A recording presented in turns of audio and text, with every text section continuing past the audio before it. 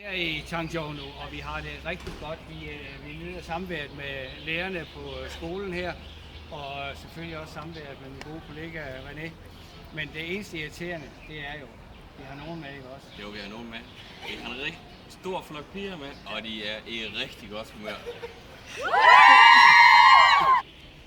Hvad har været jeres vildeste oplevelse? Det var, da vi lige kom, og så mødtes på et eller andet hotel med nogle totalt fremmede kinesere. Og så fik du bare besked på, at du følger med dem her. Så sætter du dig ud med nogle fremmede mennesker, en fremmed bil, en fremmed by, et fremmed land. Det var vildt. Ja, og så har jeg været så heldig, at jeg skulle ud og rejse lidt med den offentlige transport. Så jeg kørte både med taxa og med bus, og de kører som sindssyge hernede. De kører bare ind foran hinanden og dytter, hvis de er utilfredse. Sådan er det. Hvad er det mærkeligste, I har spist i Kina?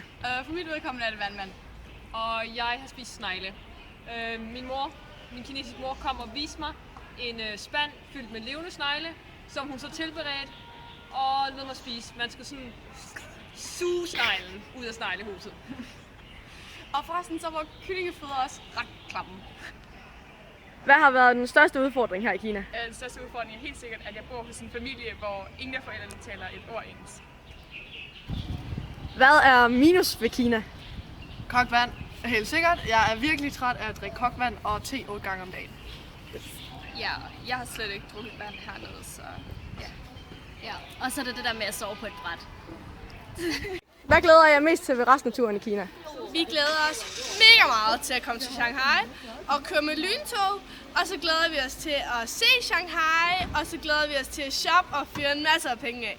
Yes, og så ses vi jo på fredag alle sammen. Yeah.